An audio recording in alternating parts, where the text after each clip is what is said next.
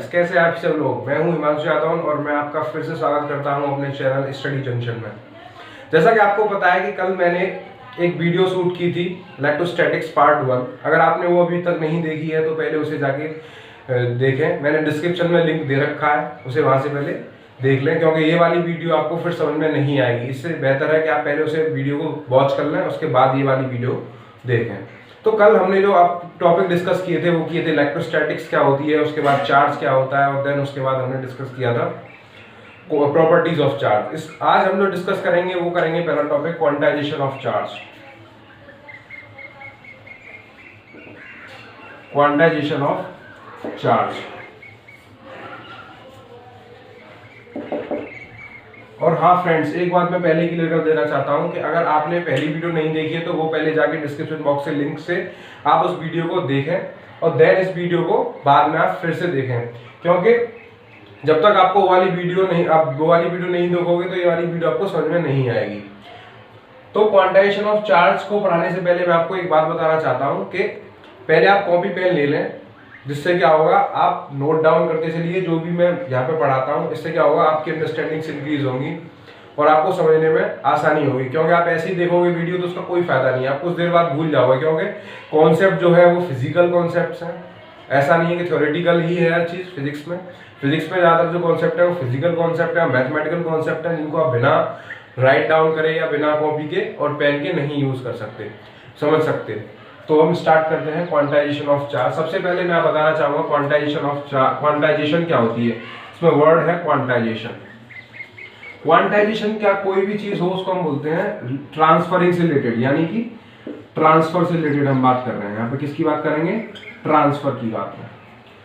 अब पहले मैं अगर आपको सिंपल वे में समझाना चाहूँ, फॉर एग्जाम्पल मैं बात कर रहा हूँ, मेरे पास कोई एक बुक है, मुझे किसी को देनी है, तो मैं ऐसे थोड़ी दूंगा कि मैंने किसी को आधी बुक दे दी। नहीं, मैं तो बोलूंगा मैंने उसको एक बुक दी, मैंने उसको 2 बुक दी, मैंने उसको 3 बुक दी। ऐसा तो नहीं कि मैंने आधी बुक दी, ऐसे नहीं बोलते कि 2.5 बुक दी, नहीं, पूरी एक कंप्लीट बुक दी मैंने। ऐसे ही जब यहाँ पे हम जो क्वांटाइजेशन की बात करते हैं और ट्रांसफर ऑफ चार्ज की बात करते हैं, चार्ज का ट्रांसफर यहाँ पे हम पढ़ते हैं। तो अब चार्ज का ट्रांसफर कैसे होता है। अब डायरेक्टली चार्ज ट्रांसफर नहीं होता है। चार्ज क्या होता है, चार्ज जो है वो इलेक्ट्रॉन पे होता है, इलेक्ट्रॉन पे कुछ ना कुछ चार्ज होता है, और हमेशा इलेक्ट्रॉन ट्रांसफर होते हैं। क्या होता है, इलेक्ट्रॉन ट्रांसफर होते हैं। इलेक्ट्रॉन एक चार्ज है, इलेक्ट्रॉन के पास चार्ज है, तो इलेक्ट्रॉन ट्रांसफर होते हैं, तो उसके साथ जो चार्ज होता है वो ट्रांसफर होता है। तो जितना चार्ज इलेक्ट्रॉन पे होगा उतना ही चार्ज ट्रांसफर होगा, और ऐसा नहीं है कि आधा इलेक्ट्रॉन ट्रांसफर हो गया, नहीं, 1 इलेक्ट्रॉन ट्रांसफर हुआ तो जितना चार्ज 1 इलेक्ट्रॉन पे होगा उसके बराबर चार्ज ट्रांसफर होगा। तो अगर मैंने बोला 2 इलेक्ट्रॉन ट्रांसफर किए मैंने, तो 2 इलेक्ट्रॉन की बराबर चार्ज जो है वो क्या होगा, ट्रांसफर होगा। 1 इलेक्ट्रॉन पे कितना चार्ज होता है, वो होता है -1.6 × 10⁻⁻19 कूलम। अगर नहीं पता है तो आप नोट कर सकते हैं कि इलेक्ट्रॉन का जो चार्ज होता है वो -1.6 × 10⁻⁻19 कूलम। ये माइनस केवल इसका इंडिकेशन देता है कि जो इलेक्ट्रॉन पर चार्ज होता है वो नेगेटिव चार्ज होता है, ठीक है। ऐसे 2 इलेक्ट्रॉन ट्रांसफर हो गए तो 2 इलेक्ट्रॉन की बराबर का जो चार्ज है वो हो जाएगा। 3 इलेक्ट्रॉन ट्रांसफर किए तो 3 इलेक्ट्रॉन का ट्रांसफर। जैसे मैंने इसी तरीके से अगर मैं n इलेक्ट्रॉन्स को ट्रांसफर करता हूँ किसी बॉडी से दूसरी बॉडी पे, तो वो क्या होगा, integral multiple of natural number and electronic charge, यानी इलेक्ट्रॉनिक चार्ज जो इलेक्ट्रॉन पे जितना चार्ज होता है वो उसके बराबर चार्ज वो ट्रांसफर होगा वन बॉडी से दूसरी बॉडी में, ठीक है। तो अगर हम इसकी डेफिनेशन की बात करें तो अभी आपको डेफिनेशन बताना चाहता हूँ। अगर आपने अभी तक कॉपी पेन से नहीं ली है तो पहले आप कॉपी पेन ले लें, जिससे आपको समझने में आसानी होगी। The transfer of charge from one body to another body is integral multiple of electronic charge, integral multiple of electronic charge. अब यहां से आपको इंटीग्रल मल्टीपल का मतलब समझ में आता है क्या है, नेचुरल नंबर जितना, जैसे मान के चलो 1 इलेक्ट्रॉन गया तो 1 इलेक्ट्रॉन की बराबर charge, integral multiple of electronic charge. यानी एक चार्ज के हिसाब से जाएगा, यानी 2 इलेक्ट्रॉन गए तो 2 इलेक्ट्रॉन की बराबर वाला चार्ज जाएगा, ठीक है, ये आपको पता होना चाहिए। तो इसको अगर हम मैथमेटिकली देखें, मैथमेटिकली तो इसको हम किस तरीके से लिख सकते हैं, Q equals to n e. Q क्या होता है यहाँ पे, टोटल चार्ज होता है Q, टोटल चार्ज। N जो होता है वो होता है total number of electron. E जो होता है, E होता है आपका इलेक्ट्रॉनिक चार्ज। क्या होता है, इलेक्ट्रॉनिक चार्ज होता है, ठीक है। Q इक्वल्स टू एन, ये मैथमेटिकल एक्सप्रेशन है। अगर आप क्लास 12 के बोर्ड एग्जाम की या प्रीवियस ईयर्स की पेपर्स की बात करेंगे तो वहाँ पे एक न्यूमेरिकल या एक नंबर में शॉर्ट क्वेश्चन में आपको मिल सकता है, ठीक है। और ये इसके चांसेस भी रहते हैं कि ये क्वेश्चन CBSE दे दे। वैसे भी अब तो MCQs हो गए हैं तो उसमें भी क्वेश्चन मिल सकता है आपको, तो ये एग्जाम पॉइंट ऑफ व्यू से काफ़ी इंपॉर्टेंट है, तो आप इसे जरूर नोट डाउन करें, ठीक है। उसके बाद अगर हम बात करें कि 1 कूलम चार्ज की बात करें, मैं बात कर रहा हूँ 1 कूलम चार्ज। तो 1 कूलम चार्ज है वो कैसे निकाल सकते हैं हम इससे। तो अगर हम इससे निकालना चाहें 1 कूलम चार्ज, तो यहाँ पे Q की वैल्यू क्या होगी, 1 कूलम, ठीक है। अगर हम नंबर ऑफ इलेक्ट्रॉन्स निकालना चाहते हैं कि एक कूलम चार्ज में कितने नंबर ऑफ इलेक्ट्रॉन्स होंगे, तो इस फॉर्मूले से हम सिंपली निकाल सकते हैं कि एक कूलम चार्ज में कितने इलेक्ट्रॉन्स होते हैं। तो इलेक्ट्रॉनिक चार्ज कितना होता है, 1.6 इंटू 10⁻⁻⁻19 कूलम, ठीक है। तो मैं इधर से इसके n की वैल्यू निकालूं तो मैं 1/1.6 इंटू 10⁻⁻⁻19, ठीक है। अगर मैं इसको सॉल्व करता हूं तो मुझे पता है क्या होता है। इसको सॉल्व करने के बाद में 6.25 इंटू 10⁻18 इलेक्ट्रॉन्स, सॉरी हाँ 18 इलेक्ट्रॉन्स आपके होते हैं एक कूलम चार्ज में। कितने चार्ज में, एक कूलम चार्ज में 6.25 इंटू 10⁻18 इलेक्ट्रॉन्स होते हैं।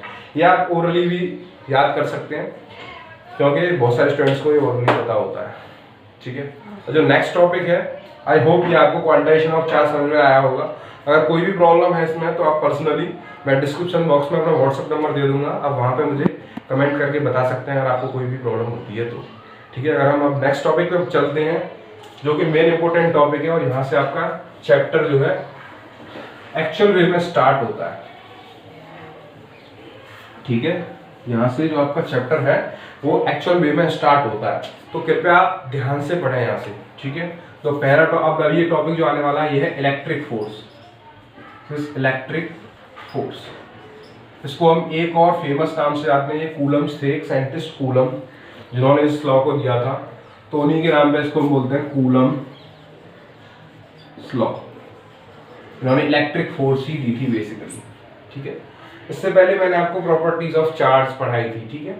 अगर मेरे पास कोई भी दो चार्जेस हैं, ठीक है, मेरे पास कोई भी दो चार्जेस हैं Q1 एंड Q2, ये लॉ ये कहती है कि ये इलेक्ट्रिक फोर्स की बात करें तो ये लॉ ये कहती है कि अगर हमारे पास दो चार्जेस हैं जिनके बीच की जो डिस्टेंस है वो r है, तो ये आपस में क्या फोर्स अप्लाई करेंगे एक दूसरे के ऊपर, यानी Q1 the force experienced by Q1 is what due to Q2, ठीक है।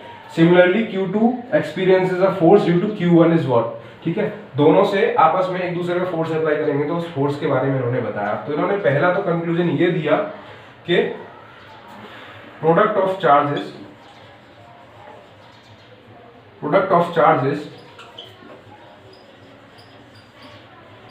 is directly proportional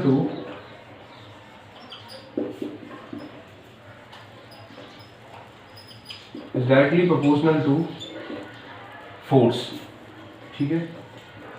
जैसे मैं बता दूं, जैसे आपने पहले ग्रेविटेशन में पढ़ा था, ग्रेविटेशनल फोर्स, वहां पे क्या होता था कि दो मासेस आपस में एक दूसरे पर फोर्स लगाते थे। जैसे अगर हम अर्थ की बात करें और कोई ऑब्जेक्ट है उसकी बात करें तो क्या होता था, अर्थ जो है वो एक फोर्स लगाता था, ग्रेविटेशन फोर्स ऑब्जेक्ट पे, जो अट्रैक्ट करती थी उसे towards its centre.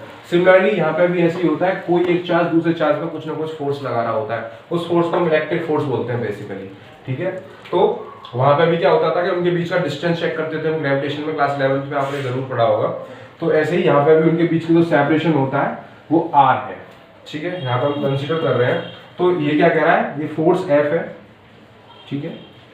Force is directly proportional to the product of charges, यानी Q1 इंटू Q2। पहली बात तो उसने ये कही, कूलम साहब जो है उन्होंने पहली बात ये कही। दूसरी बात उन्होंने ये कही कि force is inversely proportional to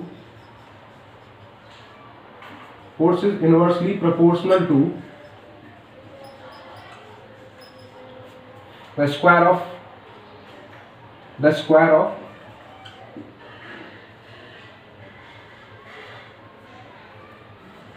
proportional to the square of separation between them,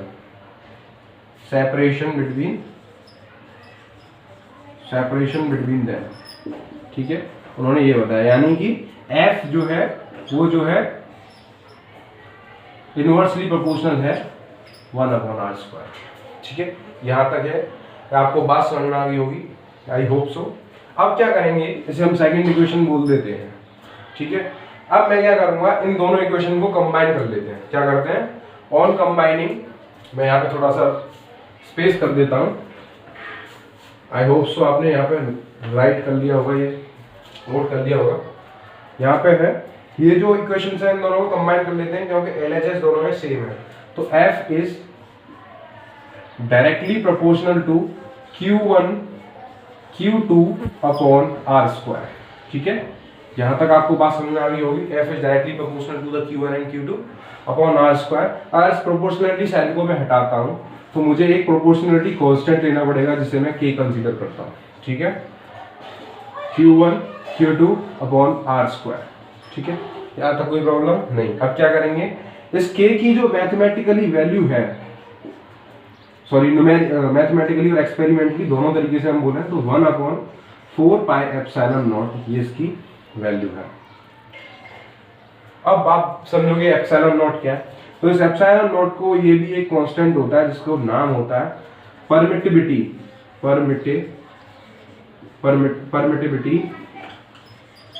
of free space. क्या होता है, परमिटिविटी ऑफ फ्री स्पेस, ठीक है। ये जो है ये होती है आपकी क्या, कूलम्स लॉ। और इसको हम इस तरीके से भी लिख सकते हैं, रिजल्टेंट जो होगा इसका Q1 Q2 upon r², sorry यहाँ पे हम ये भी लिख सकते हैं 1/4πε0, ठीक है। ये जो होती है ये आपका रिजल्ट है किसका, कूलम्स लॉ का। तो ये आपको पता होना चाहिए, राइट डाउन कर लीजिए अपनी नोटबुक में और इसे याद रखिए, please remember it for the next concepts, ठीक है। यहां से ये कंप्लीट होता है। अब इसकी हम वेक्टर फॉर्म की बात करेंगे, किसकी, vector form of Coulomb's law. Vector form किस तरीके से निकालेंगे देखते हैं। आप प्लीज कॉन्सेप्ट्स को ध्यान में रखिए। Physics is quite simple if you have to concentrate on the concepts, ठीक है। और फिजिक्स का एक फटना और है कि आप पहले जितने भी कॉन्सेप्ट्स आपके क्लियर होंगे उसके बाद आपको फिजिक्स आती चली जाएगी आने वाली। अगर आपके पिछले कॉन्सेप्ट्स क्लियर नहीं है तो आप फिजिक्स पढ़ते रहिए, आपके पास आपको फिजिक्स कभी समझ में नहीं आएगी। बहुत से बच्चों को टफ लगती है, but it is not so tough, ठीक है। अब इसमें बात करते हैं वेक्टर फॉर्म की। किसकी बात करते हैं, vector form of Coulomb's law. Coulomb's law के वेक्टर फॉर्म की अगर हम बात करें तो जैसे कि आपको पता है कूलम्स लॉ जो मैंने बताई थी वो थी 1/4πε0 Q1 Q2 अपॉन r²। तो ये जो r थी ये क्या थी, Q1 Q2 के बीच का सेपरेशन तो था। जो r जो थी वो Q1 और Q2 के बीच का सेपरेशन ही तो था। लेकिन अगर हम इसमें r कैप से मल्टीप्लाई करके, यानी यूनिट वेक्टर से, हम इसमें पोजीशन वेक्टर से, सॉरी r जो है पोजीशन वेक्टर है। r क्या है, पोजीशन वेक्टर है। r कैप जो है वो आपका पोजीशन वेक्टर है फ्रॉम Q1 टू Q2, ठीक है। और इसका मल्टीप्लाई कर दें तो क्या हो जाएगा, ये जो फॉर्म है ये वेक्टर फॉर्म में आ जाएगी जब इस पे हम क्या करेंगे, यूनिट वेक्टर का मल्टीप्लाई कर देंगे। तो ये r जो है वो पोजीशन वेक्टर है, that is 1/4πε0 Q1 Q2 upon, यहाँ से ये मैग्नीट्यूड है, सिंपली r क्यू हो जाएगा, दैट इज r। तो ये जो होगी ये वेक्टर फॉर्म होगी। ये भी आपको एक नंबर में कभी कभी पूछ लेता है कि what is the vector form of Coulomb's law, तो आप इसको इजीली लिख सकते हो, इट इज क्वाइट सिंपल। ठीक है, अब इसके बाद में बात करें तो हम दो चीजों की बात करेंगे।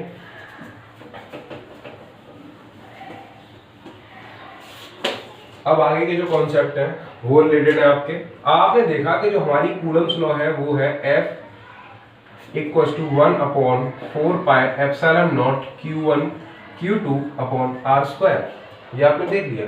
अब इसमें दो टर्म्स आते हैं, पहला तो इसको हम एक तरीके से और लिख सकते हैं K Q1 Q2 upon R square, ये भी तो लिख सकते हैं इसको। तो हमारे पास दो टर्म्स आती हैं जो कि कांस्टेंट टर्म्स है, पहला K है और दूसरा है एप्सिलॉन नॉट, यानी K एंड एप्सिलॉन नॉट। तो सबसे पहले अगर हम बात करें तो हम बात करेंगे वैल्यू ऑफ K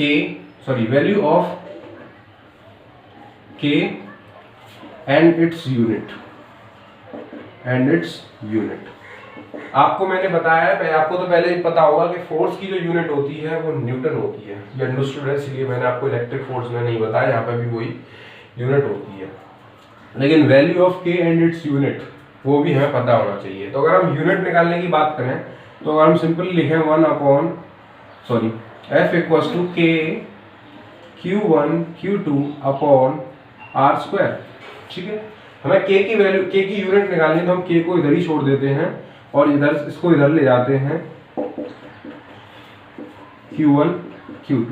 अब यूनिट के लिए सिंपल है कि फोर्स की जो यूनिट है वो लिखो और डिस्टेंस की यूनिट है वो लिखो एंड चार्ज की जो यूनिट है वो लिख दो, यानी कि K जो हो जाएगा। अब फोर्स की यूनिट में बात करूं तो क्या होती है, न्यूटन होती है, तो न्यूटन लिख दीजिए।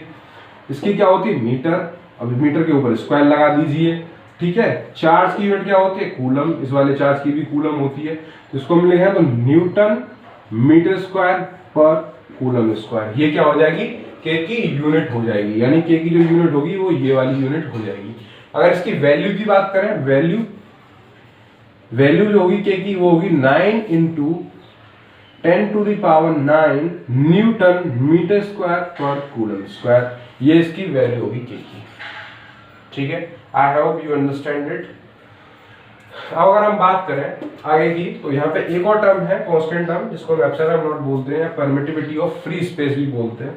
उसकी वैल्यू निकालते हैं, value of epsilon not and its unit की अगर हम इसमें बात करें तो पहला तो इसी तरीके से निकालेंगे हम, या तो आप K से निकाल सकते हो या फिर नहीं डायरेक्टली इस वाले फॉर्मूले से भी निकाल सकते हो।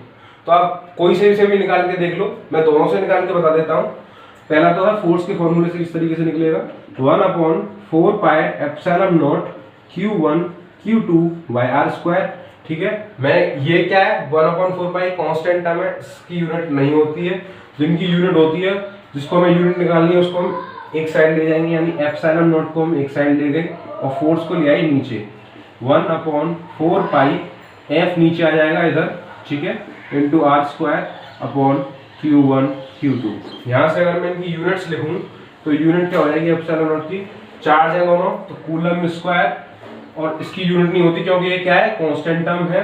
फोर्स की यूनिट क्या होती है, न्यूटन है, और डिस्टेंस है, डिस्टेंस की यूनिट क्या होती है, मीटर होती है, तो मीटर स्क्वायर आप यहाँ से लगा सकते हो, तो इसकी यूनिट हो जाएगी coulomb upon newton metre square हो जाएगी।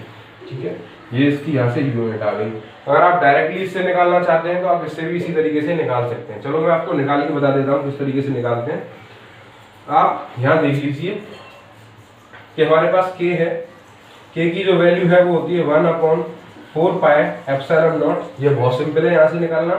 K को एप्सिलॉन नॉट को इधर ले जाइए, यहाँ पे ले आइए 1/4 पाई, इसकी कोई यूनिट नहीं होती तो इसको हम यहाँ से लिखेंगे ही नहीं, पहले ही छोड़ देते हैं। अब जो यहाँ पे एप्सिलॉन है, यहाँ पे जो K है, इसकी यूनिट आपको पता है क्या है, K की यूनिट क्या है 1/न्यूटन मीटर स्क्वायर पर कूलम स्क्वायर। ठीक है, अब इसको ऊपर, ये ऊपर कौन जाएगा, ठीक है, तो कूलम स्क्वायर पर न्यूटन मीटर स्क्वायर। आपको पता है ऐसे क्यों आता है 1/अपॉन दिस। ठीक है, तो ये क्या होता है, इसके नीचे भी यहाँ कहीं ना कहीं 1 होगा, तो क्या होगा, ये जो है ये पलट के ऊपर चला जाएगा, यानी ये नीचे वाला जो है डिनोमिनेटर का वो ऊपर चला जाएगा। ठीक है, तो कूलम जो है इस तरीके से होगा, मैं आपको बता दूं जैसे 1/1 इंटू ऊपर चला जाएगा कूलम स्क्वायर और नीचे आ जाएगा न्यूटन मीटर स्क्वायर, कुछ इस तरीके से हो जाएगा। तो कूलम स्क्वायर पर न्यूटन मीटर स्क्वायर जो है वो इसकी यूनिट हो जाएगी। अगर हम इसकी वैल्यू की बात करें तो वैल्यू यहाँ पे मैं बता देना चाहता हूँ, वैल्यू जो है वो एक्सपेरिमेंटली हम फाइंड करते हैं, वैल्यू ऑफ एप्सिलॉन नॉट वो जो होती है वो होती है 8.85 into 10⁻⁻12 coulomb square upon newton metre square. आप ये यूनिट्स याद रखें, मैं आपसे ये उम्मीद करता हूँ कि आप ये यूनिट्स को याद रखेंगे। दूसरी चीज़, इनकी वैल्यू जो है वो मैथमेटिकली निकाली हुई है और एक्सपेरिमेंटली निकाली हुई है, तो इनको भी आप याद कर लें, क्योंकि आप इन्हें नहीं निकाल सकते, ठीक है, विदाउट एक्सपेरिमेंट, क्योंकि एक्सपेरिमेंटली वैल्यू दे रखी है तो आपको ये एक्सपेरिमेंटली वैल्यू निकालनी पड़ेगी, ठीक है।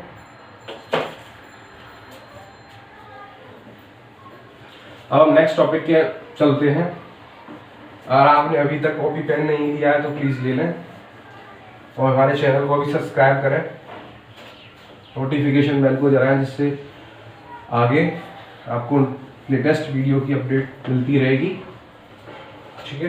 बने रहिए हमारे साथ। जो अब है कि हमारे पास एक चार्ज है, ये जनरल कॉन्सेप्ट है जो मुझे पीछे पढ़ाना चाहिए था। हमारे पास एक कोई चार्ज है Q, ठीक है, इसके सराउंडिंग में मैंने बहुत सारे चार्ज लगा दिए, cluster of charges, it is surrounded by cluster of charges. Cluster of charges क्या, बहुत सारे चार्ज हैं, Q1 है, Q2 है, Q3 है, Q4 है, Q5 है, Q6 है, dot dot dot dot Qn है, ठीक है, कुछ ना कुछ चार्जेस हैं, ठीक है, इस तरीके से, ठीक है, कुछ ना कुछ चार्जेस हैं। तो फोर्स एक्सपीरियंस्ड यहाँ पर मैं लिखूँ तो ये चार्ज, इन चार्जेस की वजह से क्या फोर्स एक्सपीरियंस करेगा वो हम डिस्कस करेंगे। Force experienced via charge due two cluster of charges, due two cluster of charges. तो बहुत सारे चार्जेस हैं, इनकी वजह से इस पर क्या फर्क पड़ेगा, cluster of charges.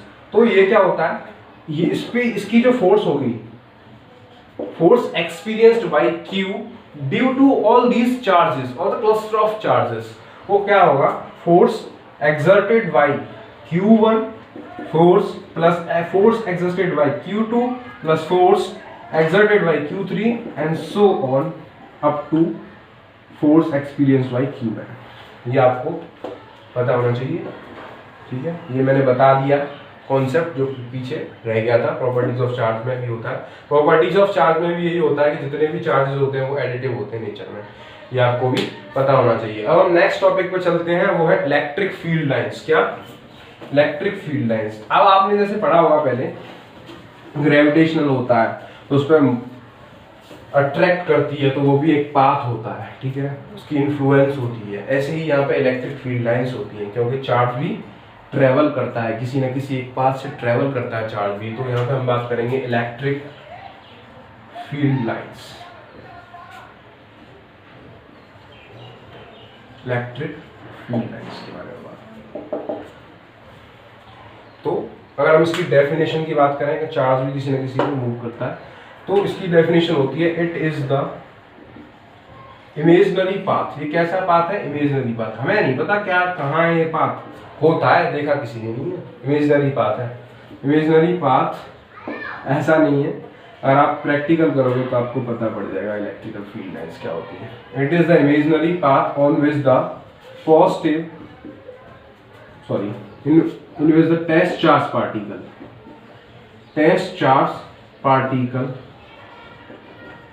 move, test charge particle move, जिन पे टेस्ट चार्ज पार्टिकल मूव करता है तो होता है। अब आपके दिमाग में आ रहा होगा कि टेस्ट चार्ज पार्टिकल क्या होता है भाई, ये तो हमने पढ़ा ही नहीं है अभी तक। टेस्ट चार्ज पार्टिकल क्या होता है ये तो हमने अभी पढ़ा ही नहीं है।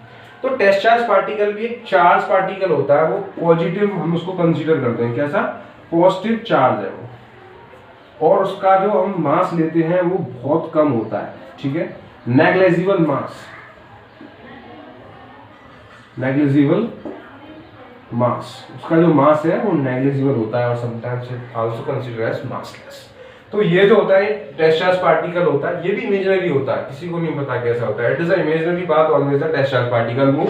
इस पर टेस्ट चार्ज पार्टिकल मूव करता है under the influence of electric field. Under the influence of electric field आप लिख सकते हो, but it is sufficient. Under the influence of,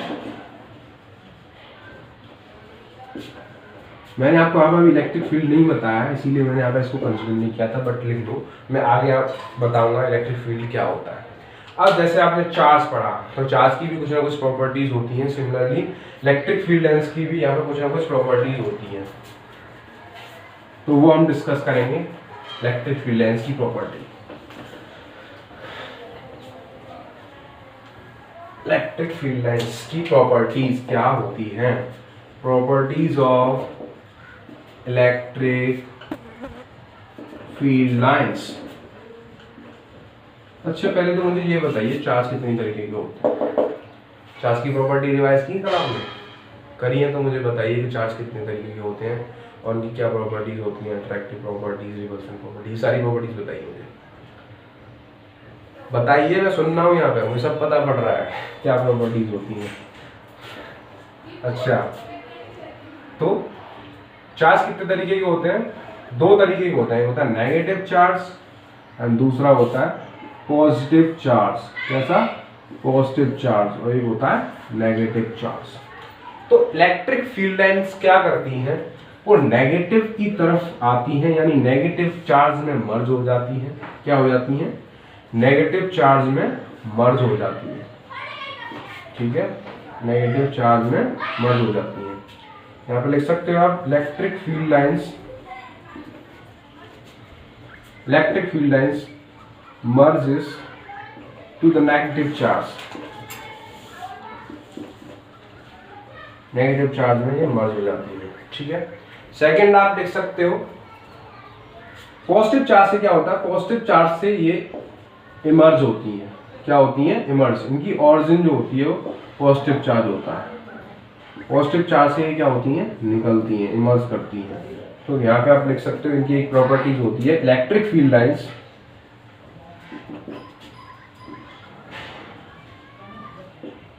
emerges from positive charge। ये क्या होती है? पॉजिटिव चार्ज से निकलती है। इमेजिनरी होती हैं ये लाइंस, इलेक्ट्रिक फील्ड लाइंस, मैंने आपको पहले ही बता दिया। आप रिवाइज करते रहे अगर ये साथ साथ में, क्योंकि इससे आपकी डिटर्मिनेशन स्ट्रांग होती है, आपका जो हौसला है वो बढ़ता है। और दूसरी चीज़ न्यूमेरिकल्स में ये काफ़ी हेल्प करती हैं। ये सारी चीज़ें कॉन्सेप्ट क्लियर करने में सारी चीज़ें हेल्प करती हैं। जब तक आपका कॉन्सेप्ट क्लियर नहीं होगा तब तक आप न्यूमेरिकल सॉल्व नहीं कर सकते, और फिजिक्स में मेन इंपॉर्टेंट है न्यूमेरिकल्स। तो please watch it continuously till the end. लाओ, अगर इसके सेकेंड प्रॉपर्टी की अगर हम बात करें, सेकेंड प्रॉपर्टी अगर मैं इसकी बात करूँ तो वो होती है आपकी टेंजेंट की प्रॉपर्टी। इलेक्ट्रिक फील्ड लाइंस पे अगर हम कोई भी टेंजेंट ड्रॉ करें तो वो हमें फोर्स की, इलेक्ट्रिक फोर्स की डायरेक्शन को प्रोवाइड कराता है। ठीक है, फॉर एग्जांपल मेरे पास कोई ये इलेक्ट्रिक फील्ड लाइन है, इमेजिनरी है, हमने ऐसी बना दिया है इलेक्ट्रिक फील्ड लाइन से। और टेंजेंट आपको पता होगा क्या होता है टेंजेंट?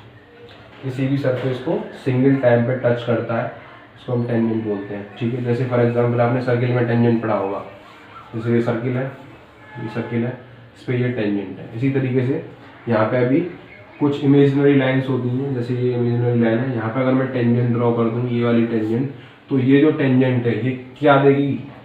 ये जो टेंजेंट है ये देगी आपको direction of force, direction of electric force. Direction of electric force देगी।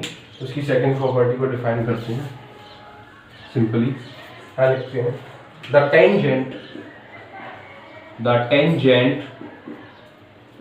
tangent drawn to the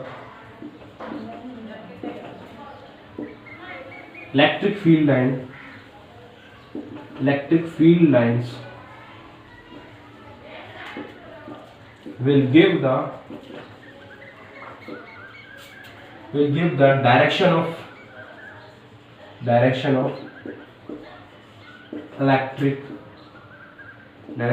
electric force.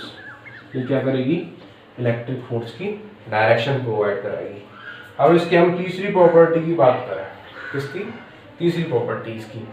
पहले तो मैं आपको बता दूं ये भी इम्पोर्टेंट है, एक नंबर में ये वाली प्रॉपर्टीज भी पूछ सकती हैं। और आगे मैं आपको एक प्रॉपर्टीज की बताऊंगा, बहुत इंपॉर्टेंट प्रॉपर्टी है जिसके ऊपर सीबीएसई अक्सर क्वेश्चन पूछ लेता है। सीबीएसई या आपके एग्जाम्स या फिर जो भी इंटरनल एग्जाम्स होते हैं प्रैक्टिकल में भी पूछ ले जाता है, आपके में जो वाइवा होता है उसमें तो काफ़ी इंपॉर्टेंट है वाली प्रॉपर्टी, आप ज़रूर से उसको देखें। तो इसकी जो तीसरी प्रॉपर्टी होती है और चौथी प्रॉपर्टी, ये दोनों इंपॉर्टेंट है। चार्ज जो है, चार्ज एग्जिस्ट एज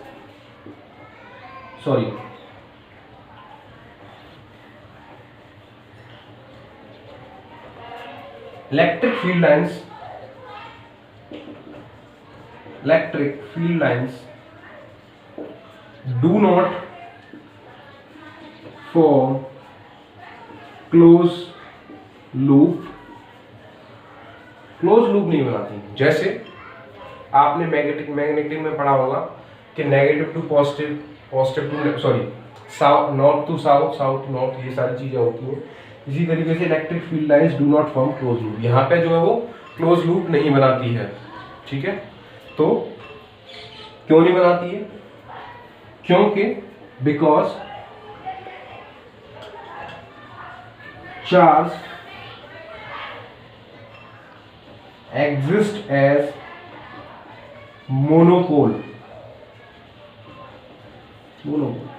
अब ये मोनोपोल की प्रॉपर्टी क्या होती है भाई? मोनोपोल क्या होता है? Charge exist as monopole. तो ये मैं आपको बता दूं, कोई भी चार्ज है मेरे पास, नेगेटिव चार्जेस है, उससे प्रॉपर्टीज सारी निकलती हैं आगे, उससे उससे इलेक्ट्रिक फील्ड लाइंस निकलती हैं। तो ऐसा नहीं है कि ये नेगेटिव जो लाइंस जा रही हैं, ये लाइंस ऑफ इलेक्ट्रिक फोर्स, ये जो जा रही हैं इलेक्ट्रिक फील्ड लाइन से जा रही हैं, ये आपकी पॉजिटिव चार्ज तक जाए, ऐसा कुछ नहीं होता। जैसे मेरे पास एक पॉजिटिव चार्ज है, इसमें आ रही है, ठीक है, तो ये नेगेटिव चार्ज से निकल के आ रही है, ऐसा कुछ नहीं होता, ये कॉन्सेप्ट नहीं है। मोनोपोल का मतलब है ये इन्फिनिटी से आ रही है, ये ऐसा नहीं नेगेटिव चार्ज से निकल रही है तो नेगेटिव चार्ज से आ रही है पॉजिटिव चार्ज की तरफ आती है। सॉरी, यहाँ नेगेटिव चार्ज आएगा, नेगेटिव चार्ज पॉजिटिव चार्ज से नेगेटिव चार्ज की तरफ आ रही है, ऐसा नहीं होता। ये इन्फिनिटी से एग्जिस्ट करती हैं। जैसे अगर मैं नेगेटिव चार्ज की बात करूं तो नेगेटिव चार्ज से ये जो रेज जाती हैं, नेगेटिव चार्ज की तरफ ये जो रेज आती हैं इन्फिनिटी से आती हैं, और पॉजिटिव के जो जाती हैं वो इन्फिनिटी तक जाती हैं, इसीलिए ये एग्जिस्ट करता है मोनोपोल। अब इसकी बहुत ही इंपॉर्टेंट प्रॉपर्टी है जो अक्सर एग्जाम में पूछ ली जाती है, वो मैं डिस्कस करने जा रहा हूँ। ठीक है, अगर ऐसा हो कि आपस में इलेक्ट्रिक फील्ड लाइंस एक दूसरे को कट कर दें या क्रॉस कर दें तो क्या होगा? सोचा है कभी? इलेक्ट्रिक फील्ड लाइंस अगर आपस में एक दूसरे को क्रॉस कर दें तो क्या होगा? अगली प्रॉपर्टी इसी पर डिपेंड करती है या नहीं करती है, चौथी प्रॉपर्टी है। ठीक है, तो मैं बता दूं नहीं करती। Electric field lines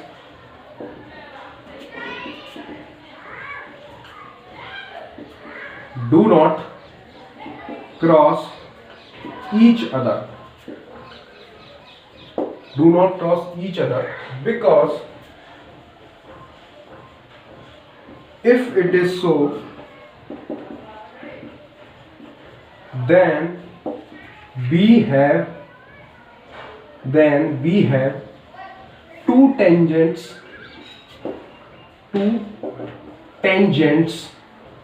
at a single point,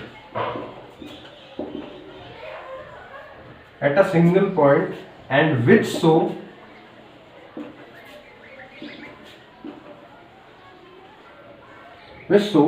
two different directions of force,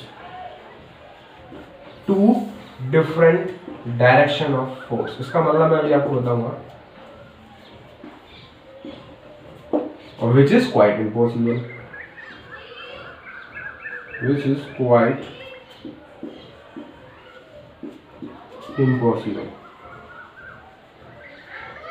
कहने का मतलब क्या है कि हमारे पास इलेक्ट्रिक फील्ड लाइन्स है, मान के चलो हमारे पास एक ये इलेक्ट्रिक फील्ड लाइन है, इमेजिनरी है, ये भी इलेक्ट्रिक फील्ड लाइन्स है। यहाँ पर टेंजेंट ड्रॉ करूँगा तो ये दो टेंजेंट ड्रॉ हो जाएंगे, यानी कि 2 डायरेक्शन ऑफ फोर्स हो जाएंगी। और किसी भी एक सिंगल फोर्स, यहाँ पे सिंगल फोर्स कम करेगी, कितनी भी इलेक्ट्रिक फील्ड लाइन्स हो वो सिर्फ एक ही फोर्स से एग्जिट करती है।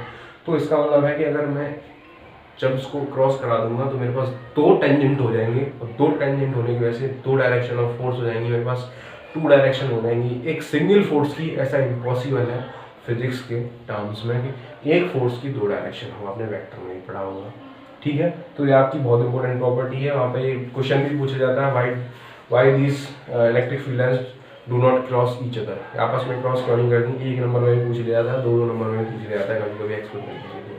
तो ये आप इसको नोट कीजिए, it is quite important for the point of exam point of view, ठीक है। तो अब इसके बाद जो हम नेक्स्ट टॉपिक स्टार्ट करेंगे वो आपका इलेक्ट्रिक फील्ड, वो भी इसी से रिलेटेड है। मैंने आपको पहले बताया था under the influence of electric field, अब बताऊंगा influence of electric field. Electric field क्या होता है, अब देखते हैं आपकी पावर कहाँ तक है। ऐसा होता है ना, क्या होता है, स्ट्रेंथ, पावर, भाई मेरी पावर कहाँ तक है, ऐसे ही इलेक्ट्रिक फील्ड में होता है। जैसे पहले टॉपिक डाल देते हैं, इलेक्ट्रिक फील्ड, ठीक है। जैसे मैं बोलूँ मेरी पहुंच कहाँ तक है, मेरी पहुंच पूरे इंडिया तक है, आपकी पहुंच कहाँ तक है, अपने घर तक, बस। तो इसी तरीके से कुछ ना कुछ किसी न किसी की स्ट्रेंथ होती है। क्लास 11th में भी हमने पढ़ा होगा ग्रेविटेशनल फील्ड, पढ़ा है, नहीं पढ़ा, पढ़ा होगा जरूर क्लास 11th में। आपने देखा होगा कि एक अर्थ की कुछ ना कुछ एक आउटर मोस्ट लेयर होती है, वहाँ तक उसकी ग्रेविटेशनल फील्ड होता है, उसके अंदर कोई भी चीज़ होगी तो उसे अपने अर्थ की तरफ अट्रैक्ट कर लेगी। सिमिलर थिंग इज हियर, ऐसे ही यहाँ पे होता है, कोई भी चीज़ हो उसको इलेक्ट्रिक फील्ड जो है, इलेक्ट्रिक फोर्स जो है वो अपनी तरफ अट्रैक्ट कर लेगी, ठीक है। उसका जो रीज़न होता है, जहाँ तक मान के चलो ये एक रीज़न है, ठीक है, यहाँ तक कोई भी एक चार्ज पार्टिकल अट्रैक्ट हो सकता है। यानी मान के चलो ये चार्ज पार्टिकल है, इसकी इन्फ्लुएंस इतनी है, ये इतनी इलेक्ट्रिक फोर्स लगा सकता है कि इतने रीजन तक कोई भी चार्ज आए तो उसे वो अट्रैक्ट कर लेगा या रिपेल कर देगा, ठीक है। तो ये जो रीजन है, ठीक है, ये जो रीजन है, ये जो रीजन होता है उसको हम बोलते हैं इलेक्ट्रिक फील्ड, ठीक है। अगर मैं इसकी डेफिनेशन की बात करूं तो मैं डेफिनेशन लिखने जा रहा हूँ यहाँ पे, वहाँ समझ लें थोड़ा सा। इलेक्ट्रिक फील्ड की डेफिनेशन क्या होती है, it is the space, it is the space, ये भी एक इमेजिनरी स्पेस की तरह ही होता है, it is space around which any charged particle experiences वो एक फोर्स को एक्सपीरियंस करता है कि मेरा इतना रीजन है। मान के चलो मैंने बोल दिया कि मैंने एक सर्किल बना दिया, ठीक है, अगर उसके पास कोई भी आएगा, उसके अंदर कोई भी आएगा तो वहाँ पे उससे करंट लग जाएगा। तो जहाँ पे उसके सर्किल के पास भी कोई आ जाएगा तो उसे करंट लग जाएगा, यानी उसकी फोर्स जो है वो सर्किल तक है। तो उस फील्ड को हम बोलते हैं इलेक्ट्रिक फील्ड। उसकी स्ट्रेंथ को, कितना उसकी स्ट्रेंथ, उसकी पावर कहाँ तक है, उसकी फोर्स कहाँ तक काम कर सकती है, उसको हम बोलते हैं इलेक्ट्रिक फील्ड। जहाँ पे इलेक्ट्रिक फोर्स काम करे। It is a space around which any charged particle experiences the electric force. क्या करे, इलेक्ट्रिक फोर्स को एक्सपीरियंस कर ले, is called as electric field. इसको हम क्या बोलते हैं, इलेक्ट्रिक फील्ड बोलते हैं। यहाँ तक समझ में आ गया आई होप। अगर कोई भी दिक्कत हो अब तक इस वीडियो में तो मेरे कमेंट बॉक्स में ज़रूर आप कर दें शेयर, मतलब आप कमेंट करके भेज सकते हैं, या फिर नहीं मैं आपको पर्सनल व्हाट्सअप नंबर दे दूंगा, डिस्क्रिप्शन में लिंक दे दूंगा उसकी, या नंबर दे दूंगा, आप उस पर मुझे पर्सनली क्वेश्चन पूछ सकते हैं। तो हमारा जो नेक्स्ट टॉपिक होगा वो होगा इलेक्ट्रिक फील्ड इंटेंसिटी। भैया अब जब तक आपने पहले देखा था ना ग्रेविटेशनल फील्ड पढ़ लिया, उसके बाद पहले ग्रेविटेशनल फोर्स पढ़ते हैं, उसके बाद में ग्रेविटेशनल फील्ड, ऐसे ही होता है। सिमिलरली यहाँ पे भी होता है इलेक्ट्रिक फील्ड इंटेंसिटी।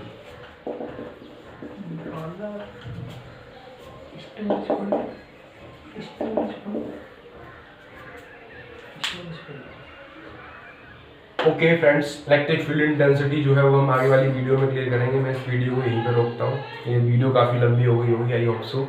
तो प्लीज़ ये सारी चीज़ें, दोनों वीडियोस को रिवाइज करिए, पढ़िए, best of luck, like share and subscribe my video, I hope so, thank you.